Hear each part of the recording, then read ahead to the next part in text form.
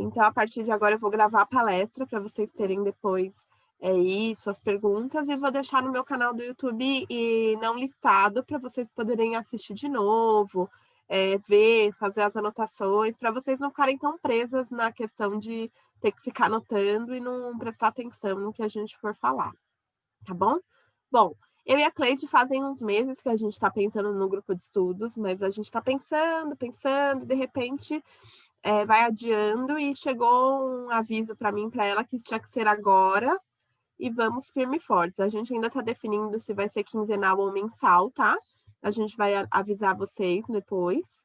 Mas quando a gente pensou, foi engraçado, porque eu tenho uma pilha de livros de espiritualidade dos animais, a Cleide também. E aí, quando eu fui encontrá-la, eu pensei, vamos fazer Marcel Benedetti. Quando eu cheguei lá, ela me mostrou o livro. Então, eu falei, gente, é muita conexão. Então, a gente vai usar, num primeiro momento, Marcel Benedetti. Eu não sei quem, acho que foi a Márcia que passou o livro para vocês, o PDF. Então, o convite é que vocês leiam parte a parte, para que a gente possa elaborar essa parte, pensar sobre aquilo. Não é o objetivo do grupo de estudos, não é vocês devorarem o livro e ler tudo. Pode ler tudo, mas se concentra no que a gente vai trabalhar no tema, para a gente poder absorver. Então, é como se a gente tivesse uma graduação, né? A gente vai por partes. Então, a gente escolheu o livro Todos os Animais Merecem o Céu como livro de base. Meu tá bem velhinho, eu ganhei de um veterinário amigo meu, e até tem uma dedicatória do Marcel aqui no livro, achei bem legal. Mas é interessante para a gente poder perceber, que para entender a espiritualidade é degrau por degrau. E quanto mais a gente estuda, mais a gente não sabe nada. Então, já gostaria de dizer para vocês isso. A gente estuda e a gente vai se apoderando do conhecimento e vai entendendo as coisas dentro do nosso ser. Então, agora eu vou convidar a Cleide para trazer Marcel Benedetti. Quem foi ele? O que ele foi? Então, ela vai trazer um pouco da biografia dele para a gente poder entender esse autor e por que nós escolhemos ele para iniciar o nosso grupo de estudos. Lembrando que não significa que seja só ele, tá? A gente vai começar agora e a gente vai sempre instruir vocês, porque a gente vai fazer um contínuo desse nosso estudo, que, vamos lá, vamos começar, é só o start. Vai lá, Clê, com você. Abre seu áudio.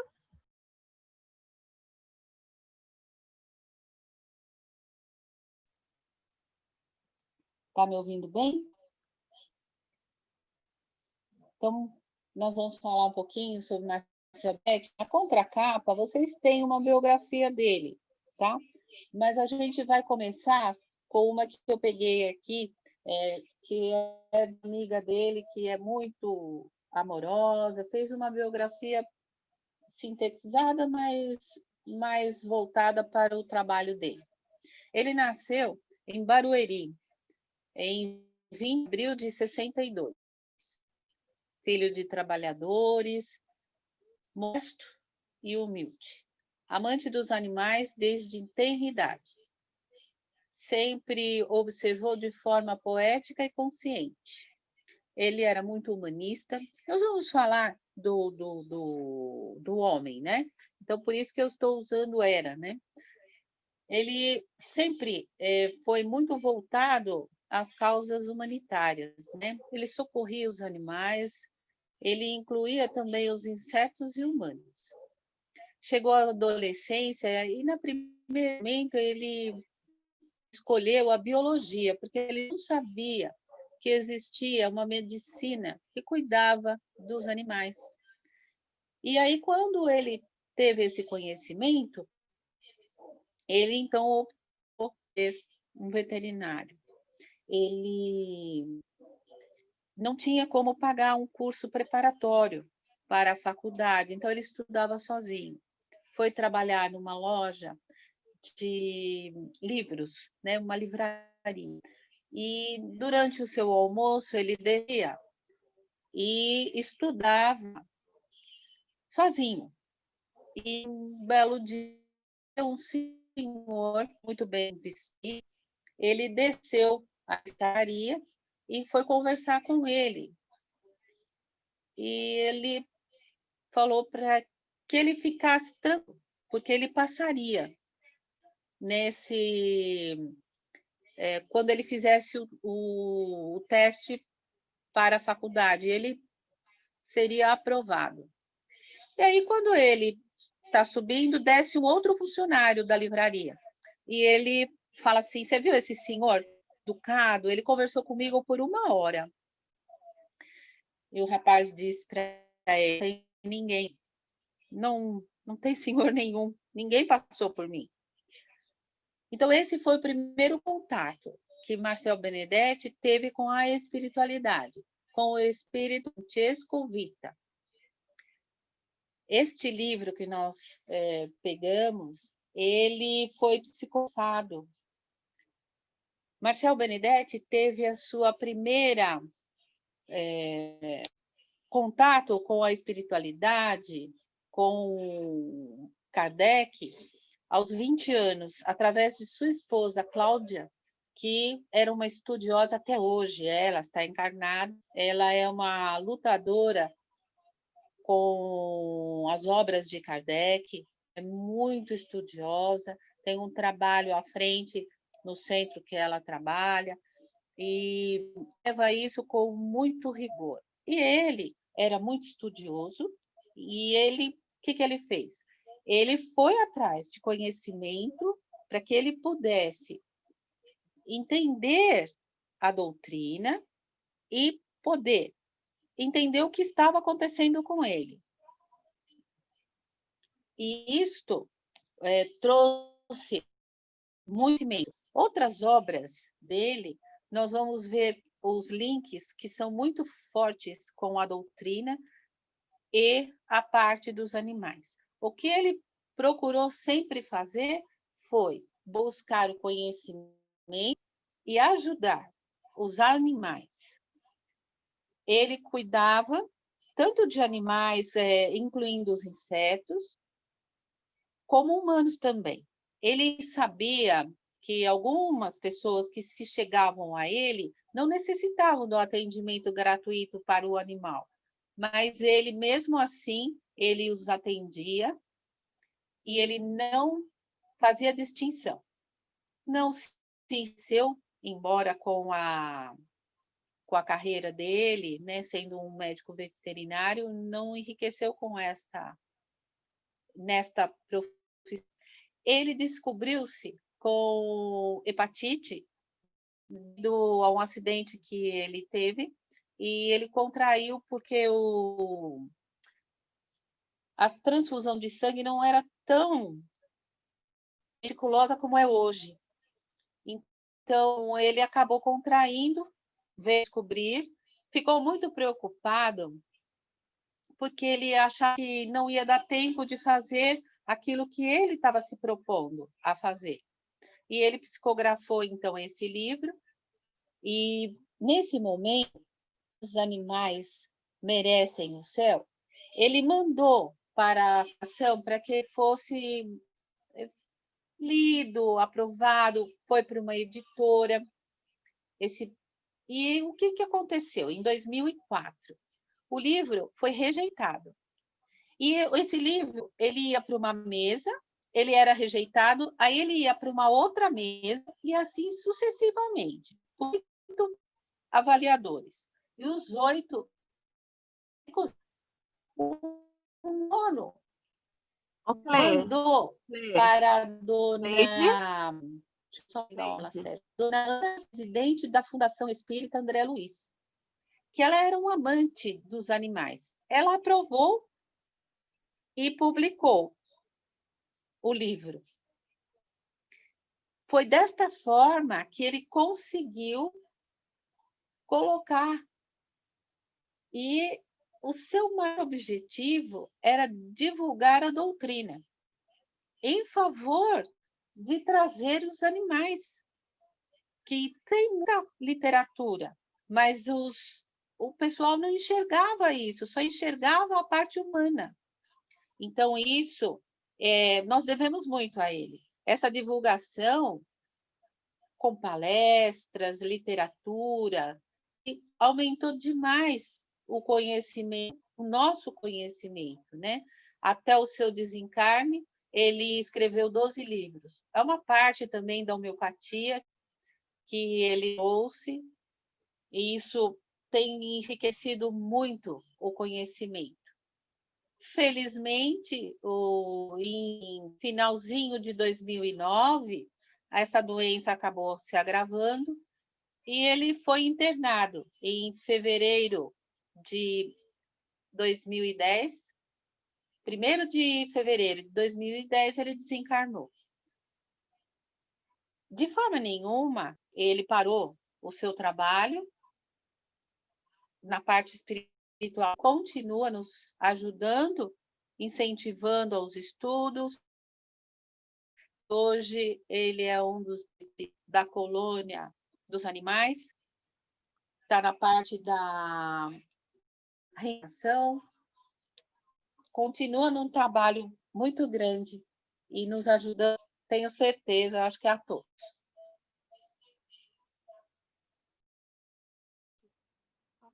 Gratidão, Cleide. Então, a Cleide trouxe um histórico aí do Marcel. Engraçado você falando, viu, Cle? Porque foi em 1º de janeiro de 2010 que eu me tornei veterinária, né? Então fazem 10 anos exatamente nessa data que ele faleceu. Nada por acaso, né? Engraçado você falando. Bom, então o Marcel ele trouxe essa visão da espiritualidade dos animais e uma visão com um olhar kardecista. Entre todos os escritores, ele é um que tem muitas obras. E as obras dele estão sendo estudadas em vários grupos aí pelo Brasil. E cada um acaba chegando a algumas conclusões. Esse é o objetivo que a gente vai fazer com vocês hoje. Bom, então meu papel agora é contextualizar o nosso primeiro capítulo, nossa primeira história. Então, na nossa primeira história aqui no livro, que aquelas que não leram, eu vou convidar vocês para lerem depois, para tirarem suas conclusões, ela traz, o nome é Animais. Então, ela traz alguns personagens que são importantes. Então, ela traz o veterinário, que é o Guilherme. Ela traz o auxiliar do veterinário, que é o João Rubens. Ela traz o senhor Mantiqueira. Ela já traz o Boris, que é o cachorrinho do Guilherme. Traz o senhor Gustavo e traz o Rancho Alegre. Então, a gente tem uma história que ela se baseia no quê? E ela se inicia no quê? Ela se inicia numa fazenda. E numa fazenda que tem vários animais. Então, o que conta a história?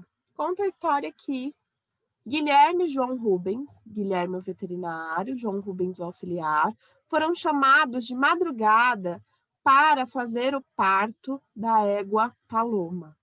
Égua Paloma era muito velhinha já. Não era para ela estar prenha, ela não tinha condições de manter aquela gestação, mas ela manteve a gestação até o final, e lá estava João e Guilherme. Nesse interim, durante todo o processo de cuidados veterinários que eles estavam lá, o Guilherme, o veterinário, lembrou que quando ele era criança, ele ia na fazenda e montava na Paloma. Então, existia um grau afetivo entre os dois ali. E ele estava fazendo de tudo para salvar Paloma e o filhotinho que estava para nascer. Nesse interim, durante todo o processo, ele fez o que nós veterinários às vezes fazemos, viu, gente? Vou falar agora como veterinária. Às vezes a gente julga os tutores, né? Então, o Guilherme enfatizou, ela é uma égua velha, por que que ela foi pega? Por que que ela está prenha? Ela não tinha condições.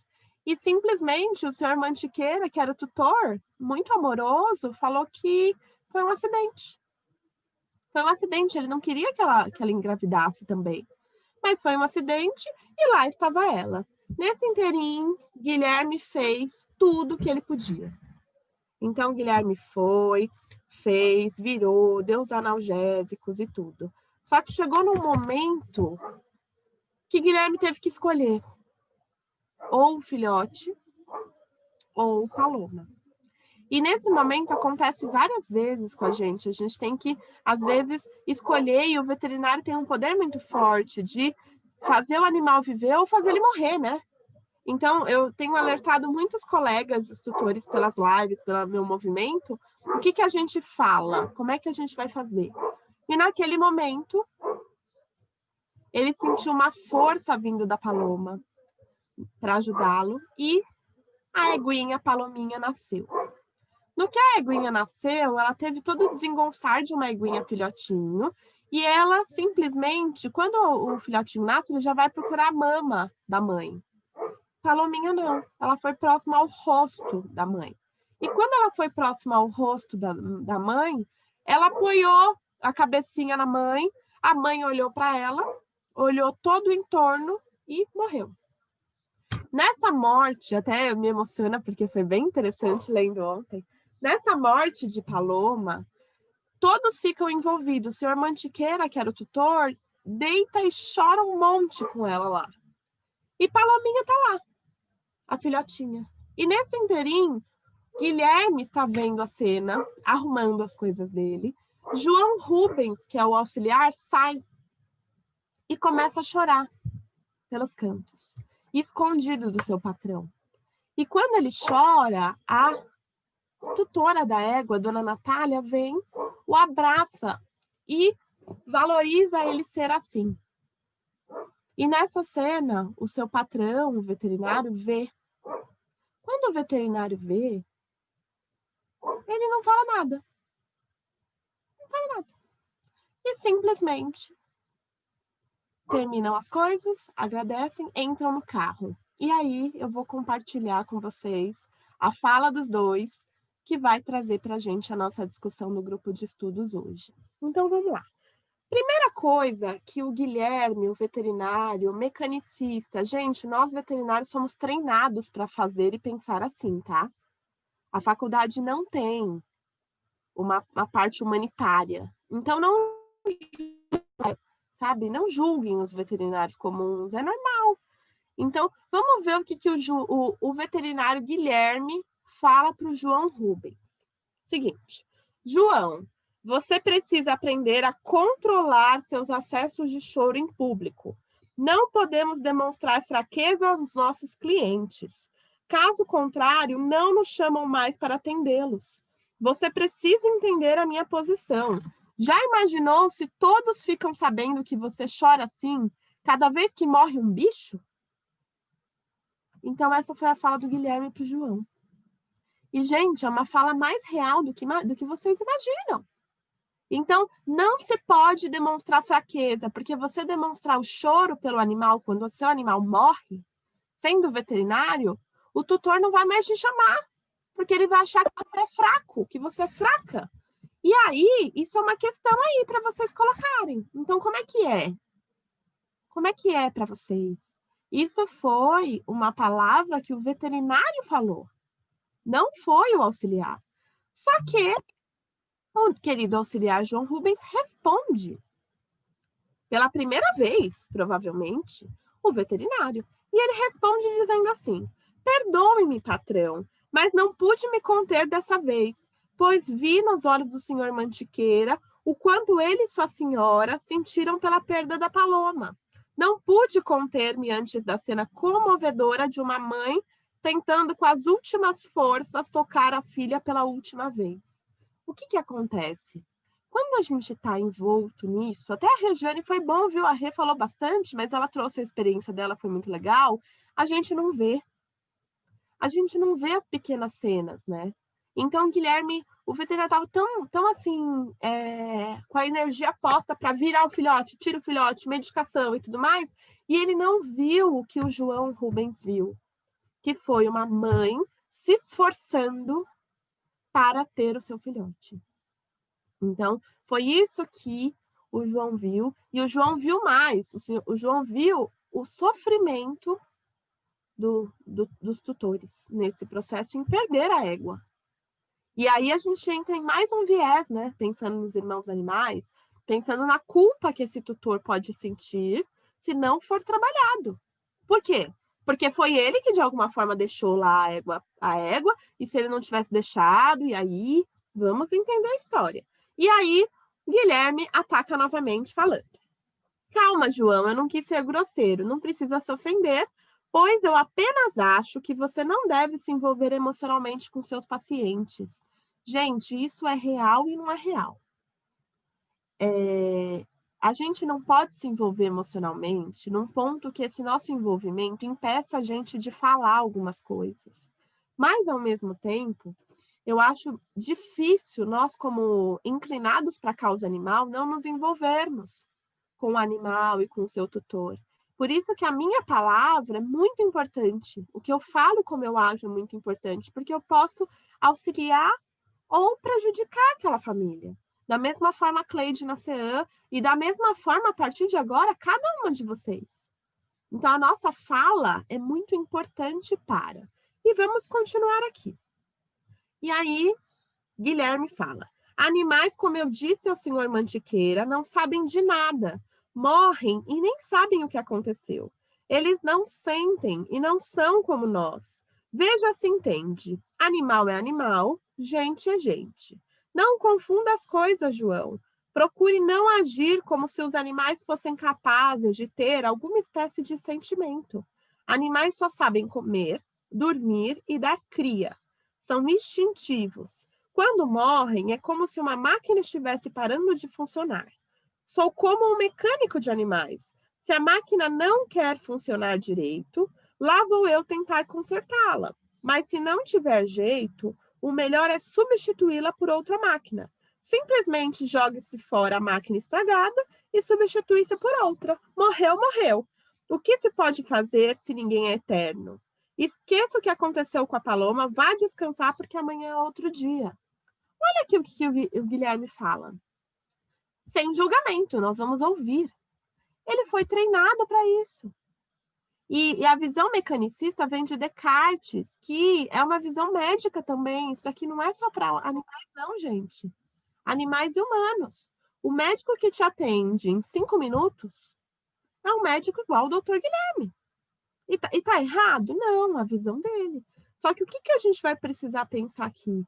Será que os animais não sentem mesmo? Será que os animais só vieram comer, dormir, morrer? Será que é só isso? Vamos pensar e vamos continuar aqui com o João. João Rubens retruca o patrão e fala: sinto muito, doutor, mas não consigo ser tão racional quanto o senhor. Quando vejo um animal sofrendo, eu sofro junto. Por isso não quero ser veterinário. Prefiro continuar meus estudos supletivos e, quando for possível, irei para a faculdade de Química.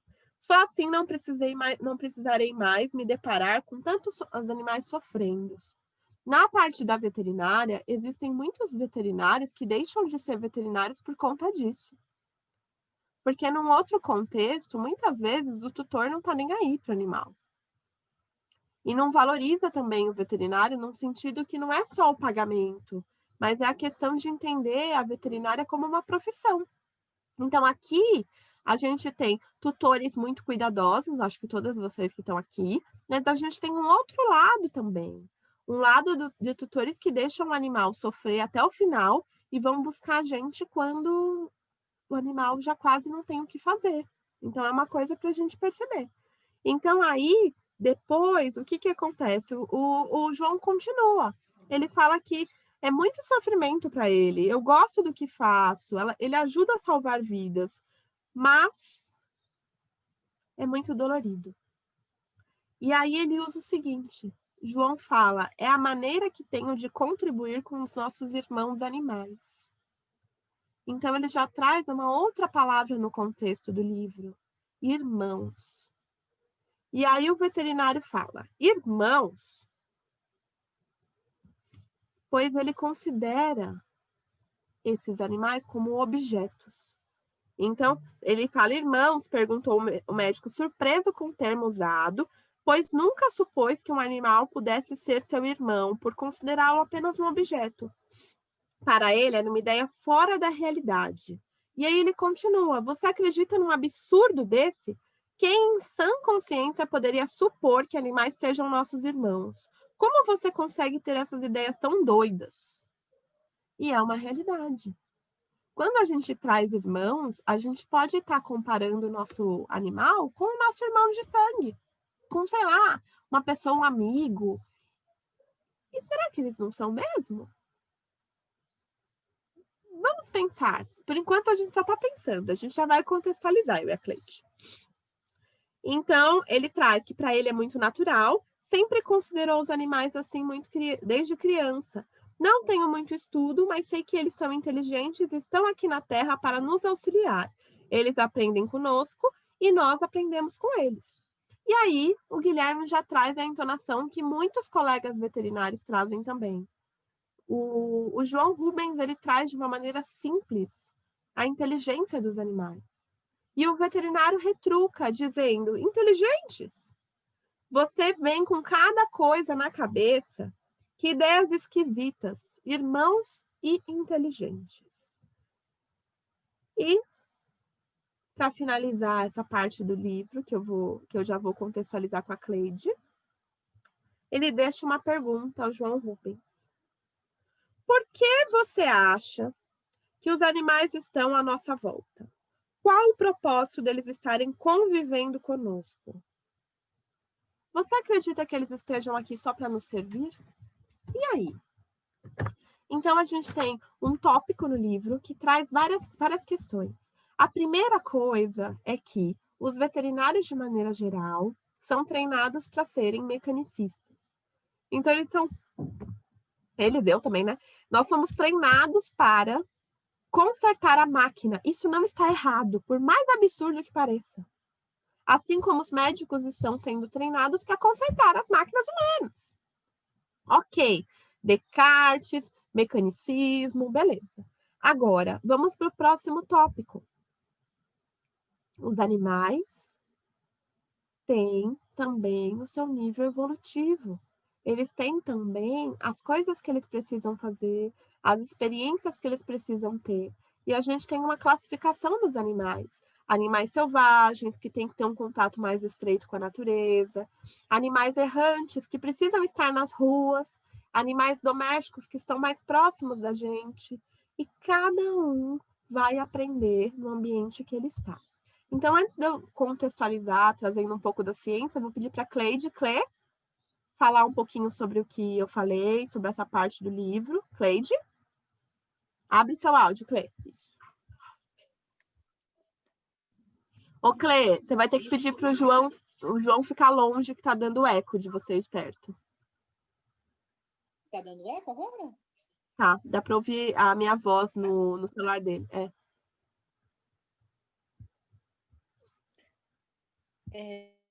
Esse você leu, essa parte que você leu, comumente a gente vê isso, né? Quando nós éramos criança, nós tínhamos os animais totalmente separados. Eles não tinham nenhuma convivência no ambiente doméstico, eles eram do quintal, num cantinho lá qualquer. Então, vem muito de encontro a esse pensamento.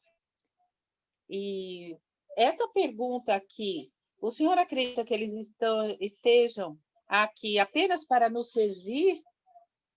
É a resposta dele, apesar de um jovem, mas ele responde claramente que sim.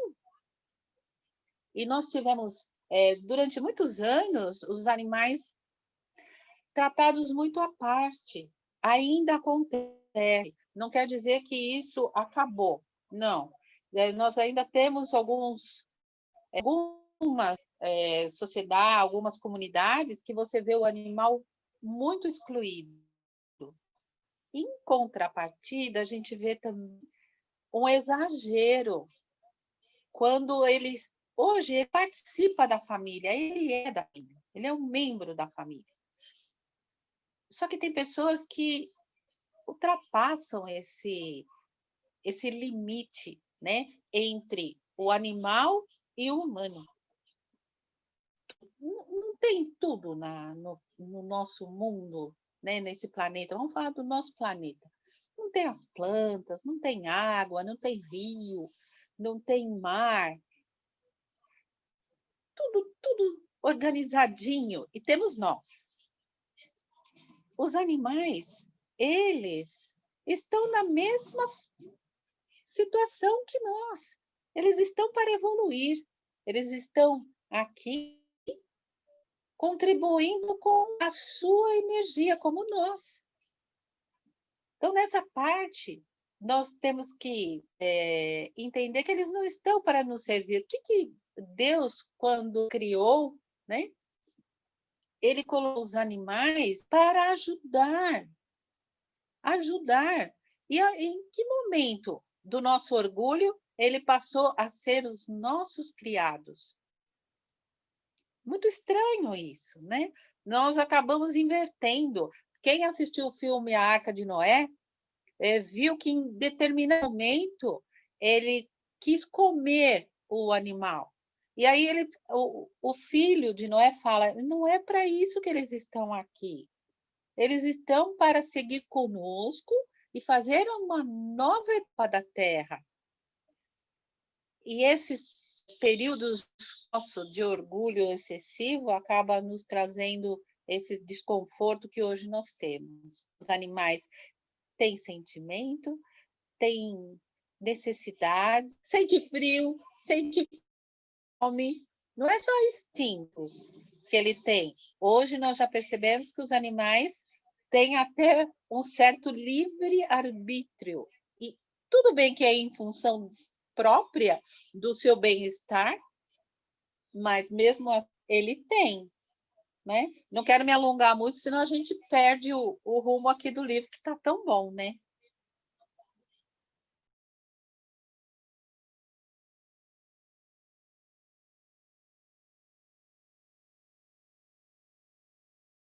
Ok, então a Cleide trouxe umas questões bem interessantes e eu vou precisar contextualizar. Bom, na veterinária, a gente está começando agora a estudar o bem-estar animal.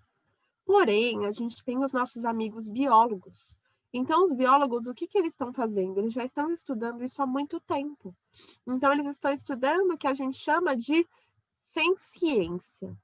O que é a senciência? A senciência é a parte da ciência que estuda a capacidade de sentir dor e de ter sentimentos subjetivos mediante ao meio que eles estão inseridos.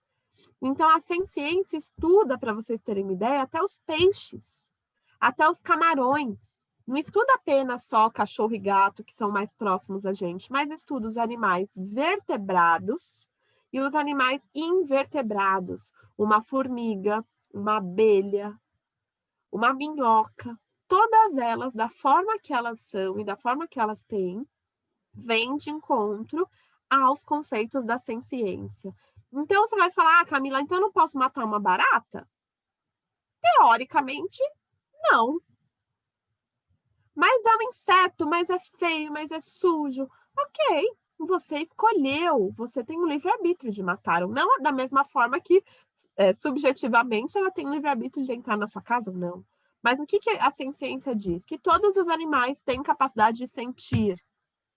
E cabe a você o que você vai escolher. Quem somos nós para falar do vegetarianismo? Eu e a Clê, nós somos, mas assim, quem somos nós? É de cada um. É a sua forma. Então, se você vai comer um animal, que você faça uma oração, uma prece por aquele animal que de alguma forma chegou até você. Da mesma forma, nós, como vegetarianas, o alface, o legume, que também morreu para que a gente pudesse comer. Então, a morte está em tudo, não está apenas na carne animal. E o sofrimento, pensando na ciência, também está nos legumes e frutas, assim como nos animais. Só que o que acontece? Se a gente for pensar a nível evolutivo, os animais eles têm uma evolução um pouco maior que os vegetais. Então, vamos continuar só para eu terminar de contextualizar a ciência. Então, sem ciência, capacidade de sentir dor e sentimentos subjetivos. O que é sentimento subjetivo, Ká? Nós humanos, a gente dá nomes mais técnicos para o sentimento. O animal, ele é mais puro. Na verdade, ele é muito mais puro que nós. Então, o que acontece? O animal, ele vai ter raiva. Nós, humanos, vamos ter ódio. O animal vai ter tristeza. Nós, humanos, vamos ter angústia e ressentimento. O animal vai ter medo. Nós, humanos, pânico. Então, a gente tem uma evolução em relação ao sentimento e como esse sentimento age, porque nós temos influência do que a gente pensa. Seguindo nesse raciocínio da ciência, então a gente tem a senciência, que é o termo técnico que vai usar, e dentro da senciência e o bem-estar animal, nós temos as 5 liberdades, que se aplicam para humanos e animais. Quais são as 5 liberdades? Simples. E aí, pensem sobre isso e vê se vocês estão aí bem. 5 liberdades. Primeira liberdade. Liberdade fisiológica, livre de fome e sede. Então, estou com fome, estou com sede, como é que eu estou? Segunda liberdade, liberdade psicológica, ausência do medo, ausência da raiva. Terceira, liberdade sanitária, livre de dor e doenças, de injúrias de qualquer modo, de sintomas, sinais. Quarta liberdade, liberdade de comportamento, livre para expressar o seu comportamento normal. Ou seja, cachorrinho cavar, pegar terra, destruir o vaso, gatinho subir e arranhar sua cortina, subir na geladeira, sabe? Arranhar seu sofá, livre para expressar comportamento natural. Fazer xixi errado, o Lorde dei uma bronca nele que ele fez xixi na minha cozinha. Então, assim, comeu pão esses dias, roubou o meu pão. Então, assim, livre para ser quem ele é. E a última, liberdade ambiental. Ter um ambiente confortável, ao abrigo da luz, uma caminha para ele dormir. E não precisa ser uma caminha de R$ 1.000, tá, gente? Às vezes é uma caixinha de papelão, sabe? Não é o valor que faz os animais, mas, como que eu posso dizer? Daquilo melhor para eles. Não. E aí a gente tem os conceitos, então, da ciência. Sem ciência, a capacidade de sentir dor e sentimentos subjetivos. E, num outro contraponto, a gente tem as 5 liberdades que vão mensurar se o animal está bem ou não. E aí o animal humano também, tá? Então, você está livre de fome e sede? Você está com muita coragem ou você está com algum medo? Você está livre de qualquer dor, doença? Você pode expressar o seu comportamento que você quer e você está num ambiente confortável ou não? Se alguma dessas for não, você já está propenso à ausência de bem-estar e à invasão de uma doença física. Então, aqui a gente tem os conceitos científicos. Antes de eu dar prosseguimento aqui à minha parte, Clê, eu vou falar para a Cleide falar, então, em relação à ciência, 5 liberdades. Clê, dá uma palavrinha nisso enquanto para depois eu continuar. Abre seu áudio.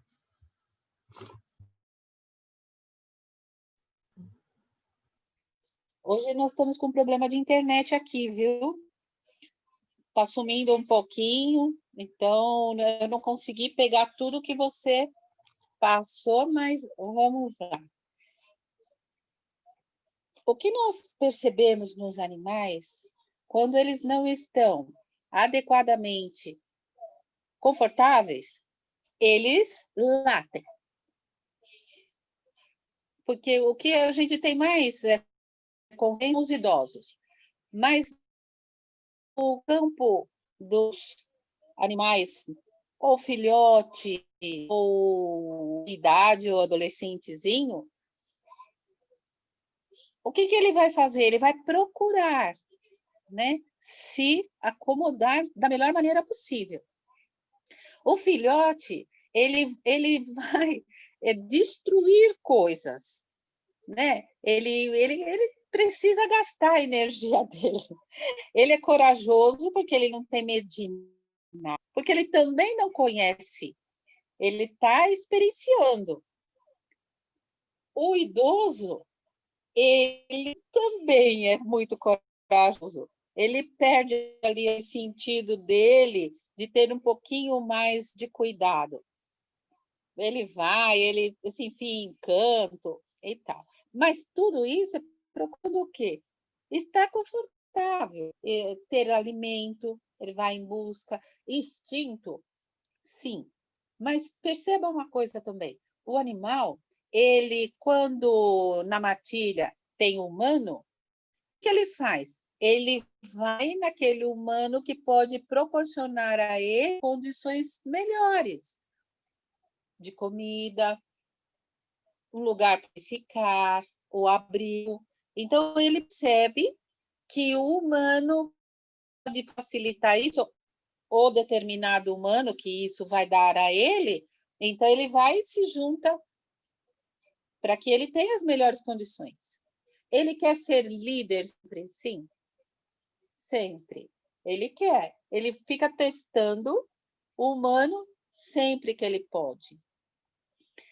Então, a nossa melhoria aí, a água, a comida, um bom ambiente, proporcionar a ele a diversão. Outra coisa que você nos orientou, e que acho que foi muito bom, é um animal que fica só num local, ele também passear em outros lugares. Embora a casa seja muito grande, ele tenha bastante espaço, de vez em quando também pisar numa grama diferente da sua casa, perceber outras energias que vai ser a troca. Os animais estão conosco na escala evolutiva, fazendo o seu papel. Nós podemos auxiliar muito isso, dando essas melhorias, já que a gente trouxe eles para o nosso convívio, fazer da melhor maneira possível. Espero tenha me feito entender aí. Gratidão, Clê. E aí a gente volta, então a Cleide trouxe as realidades da CEAN e o que ela vivencia.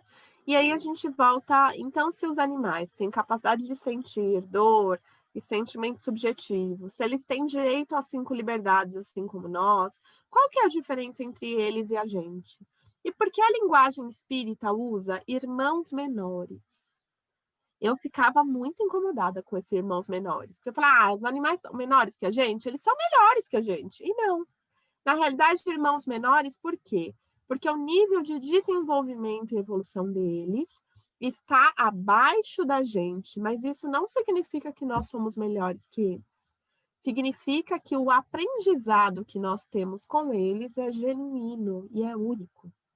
Então, a gente percebe o seguinte: se os animais têm um grau de evolução menor, o que eles não têm? Então, se a gente for pensar em corpos sutis, os animais têm o corpo físico, que é o corpo denso, a matéria.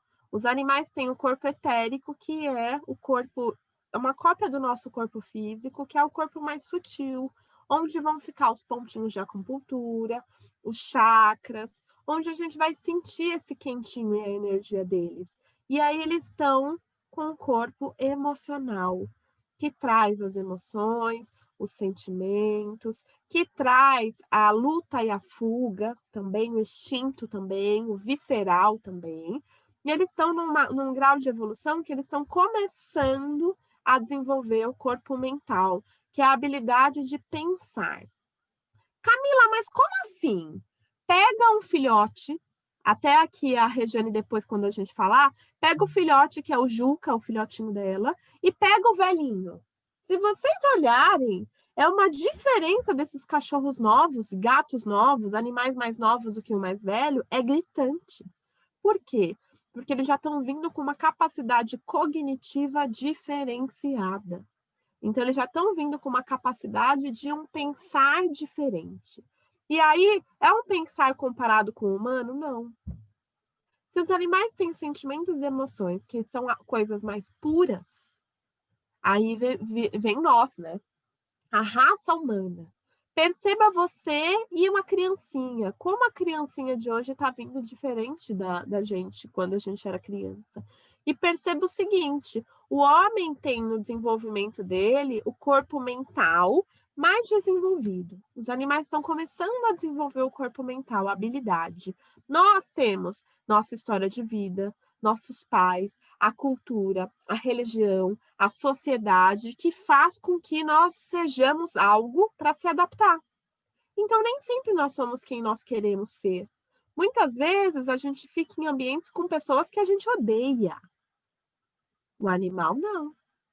O animal, se ele não gosta, ele morde, faz xixi, se é um gato às vezes, arranha ou sai fora. E nós não. Então, o que que acontece? Nós não. E aí a gente enfrenta várias coisas.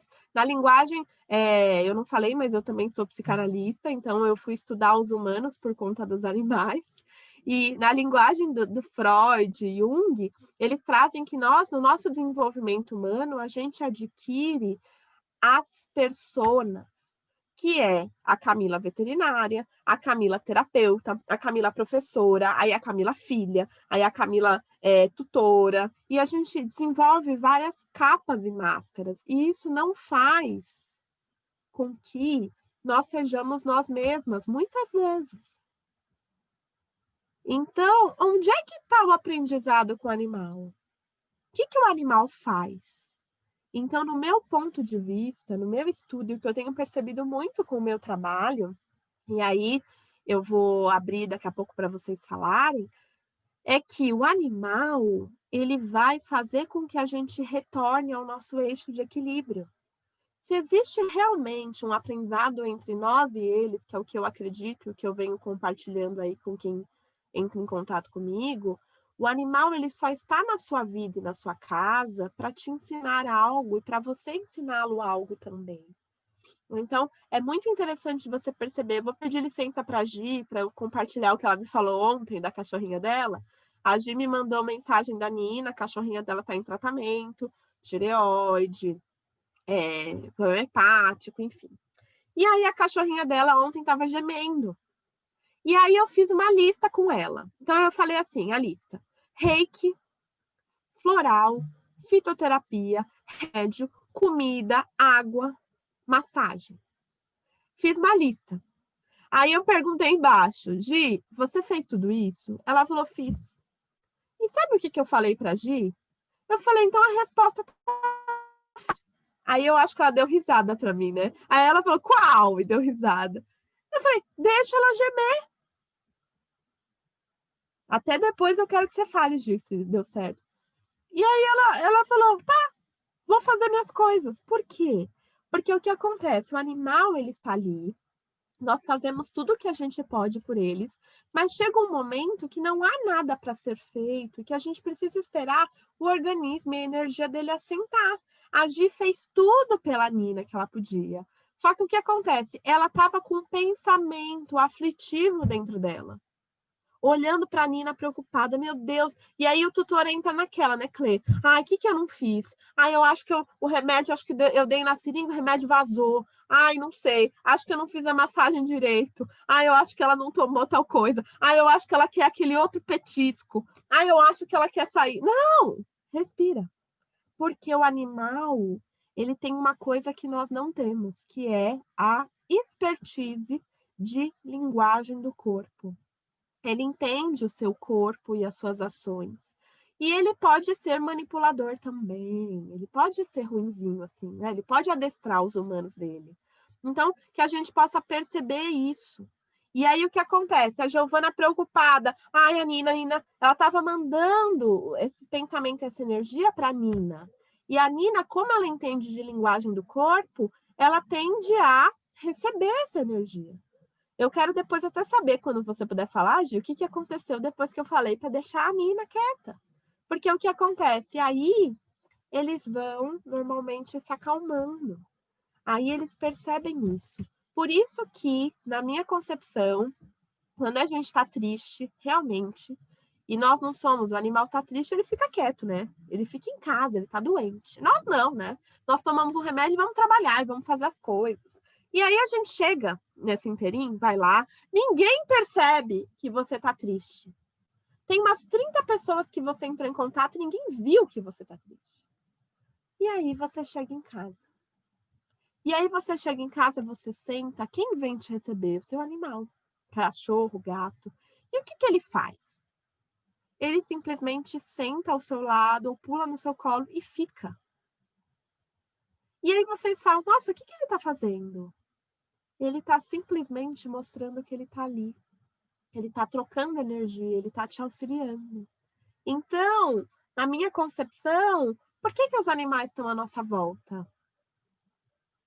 Porque de alguma forma nós temos que aprender com eles e eles com a gente. Senão eles não estariam, senão não faria sentido. Senão a Regiane não tinha aberto porta para pegar o animal, corrido atrás, o Juca não teria chegado, assim como a Márcia, assim como cada uma de vocês, não teria vindo. E aí eu continuo, qual o propósito deles estarem convivendo conosco? Eu acredito que é aprendizado. Da mesma forma que a gente tem capacidade de pensar e passar adiante o que a gente sabe, a gente tem a capacidade de olhar para eles. E eles têm a capacidade de devolver para a gente os sentimentos mais genuínos. O que realmente é o amor, o que realmente é a compaixão, a paciência, o que é se respeitar. Então, é isso que eles acabam trazendo para a gente. E estão aqui para nos servir? Alguns, talvez. Alguns estão para servir de alimento, alguns estão para servir para serem roupa, alguns estão para servir para viver em zoológico, e eles estão servindo a humanidade assim como eu e vocês, da forma deles. Então, o que eu posso fazer por eles? Orar, ou ajudar uma ONG se eu puder, ou colocar um potinho de água em frente à minha casa, ou então eu vou comer aquele bife, porque eu gosto de bife, eu vou fazer uma oração, vou agradecer esse boi que me deu a carne, esse frango que morreu para que eu estivesse lá. E de alguma forma, tudo isso vai fazer a diferença para a evolução deles, por mais louco que isso pareça, tá bom? Então, a minha fala, eu acredito que é isso. Vou abrir para a Cleide, depois para o João, para as considerações finais, e aí a gente abre para a fala de vocês. Cle?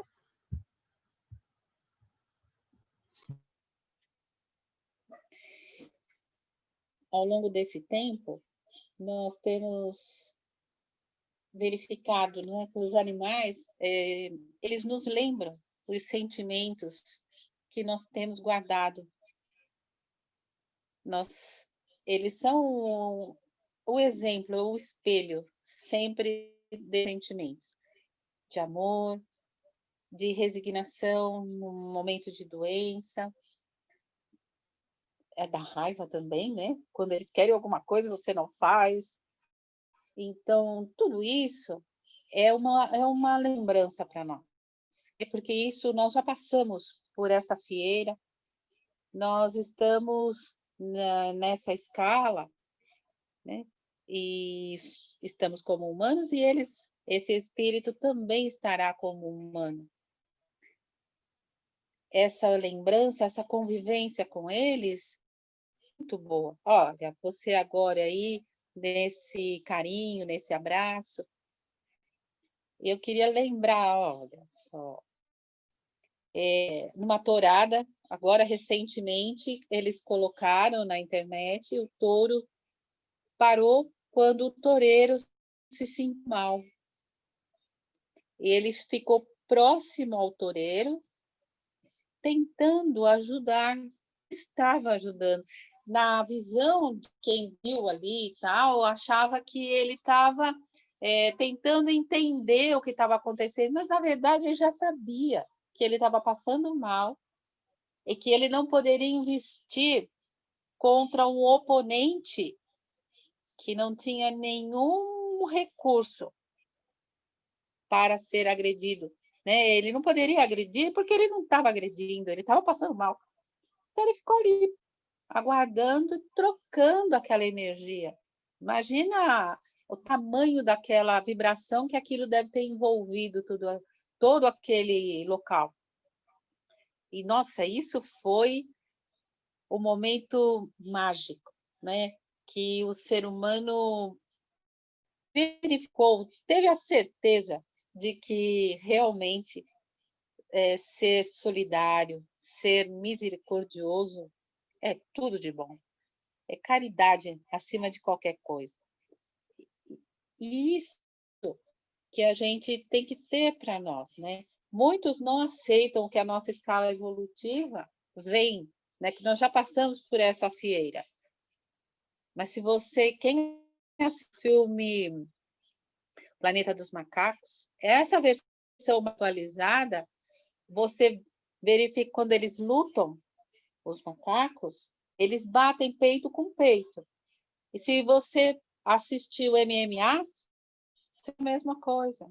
Então, isso é o quê? É a lembrança que nós trazemos. Então, estamos evoluindo. E eles também. Eles nos respeitam no nosso momento. E nós precisamos respeitá-los no momento deles. Deixá-los confortáveis na vida deles, como eles estão. Os animais que estão mais ainda selvagens, respeitá-los, respeitar os insetos, enfim, toda uma cadeia, que isso é muito importante e faz muito bem para a nossa vida. Essa energia que eles passam é muito boa. Veja, você me alertou e eu fui prestar atenção. Aqui não tem mosca, embora tenha muito mato e é uma concentração de lixo também, mas aqui, a minha casa, não tem essa concentração. E começou a vir as moscas. E eu percebi era uma queda de padrão. Então, nós paramos por uma semana para refazer o padrão da casa. Nós estamos diariamente mudando todo o padrão. E elas foram embora. Então, olha só, boa. Elas nos dão alerta de que alguma coisa não está bem, não só fisicamente, porque estava tudo limpo da mesma forma, mas o padrão vibratório havia caído. Então, a gente tem que agradecer e se compor a eles. Quando encontrar algum que está sofrendo, colocar numa plantinha algum inseto para que ele se possa refazer ali, fazer esses cuidados, ter o cuidado com os animais de rua, que eles estão nas ruas, muitas vezes porque querem, mas por uma situação humana colocou, mas eles já estão ali. Então, cuidar deles, você mesma disse, água, comida, proporcionar às cuidadoras que fazem trabalho, que elas tenham condições de fazer de que forma? Proporcionando a ração que elas precisam, proporcionando a elas alimento que elas esquecem que elas precisam ter, ajudar, se cada um fizer seu bairro, imagine, tudo ficaria muito bem. Todos teriam alimento, teriam água, teriam local para passar a noite, a chuva, estariam abridos. Por quê? Nós temos uma legião de espíritos que conduzem a eles, que são os irmãos zoófilos. Cada quadrante tem esse auxílio. Eles são direcionados. Como a Regiane falou, eles caem de paraquedas. Não, eles não caem de paraquedas, eles são conduzidos para aquele humano que poderá auxiliar. Então, eles ficam ali por isso. Tá bom? Gratidão, Clê. João, por favor, abre seu áudio, suas considerações finais, para a gente já ir para as perguntas delas. Olá, eu de novo. Já falei demais, né? Falei bom dia um pouquinho antes. Eu estou aqui no suporte aqui da Cleide, né? Porque tem os nossos hóspedes que não trabalham. E eu acabei pegando aqui a velhinha de 22 anos, que ela está com a respiração difícil, ela tem crises respiratórias. A Cleide está aproveitando agora que ela fugiu da imagem, eu estou dando água para ela. Aqui, ó. Só 22 anos, né? Então, realmente não é fácil. Mas muito legal, uma palestra muito boa, muito interessante, curso muito legal. Eu espero que realmente vocês tenham mais sucesso ainda lá na frente. Infelizmente, alguns amigos, enquanto vocês estavam fazendo, eu corri atrás deles aqui, por motivo de saúde, motivo de trabalho, alguns deixaram de entrar, não puderam participar, né? Mas depois a gente vamos acertar para que eles possam recuperaram aquilo que foi feito hoje, aquilo que foi dito, aquilo que foi falado, que é super interessante. E a gente se ligar nessas coisas, nos mínimos detalhes, a gente realmente consegue tirar bons proveitos disso. Parabéns, muito bom vocês duas aí dirigindo a coisa. Gratidão, então, João. Bom, deixa eu só voltar aqui no negócio que eu fiz. Bom, então agora eu vou finalizar a gravação nessa parte, que a gente vai pôr no YouTube depois, no não listado, para vocês poderem assistir, porque as perguntas acabam sendo mais pessoais. Então a gente vai gravar só a palestra para dispor para essas pessoas que quiserem participar, até para vocês assistirem de novo, tá bom? Então, finalizando agora a nossa gravação, finalizando.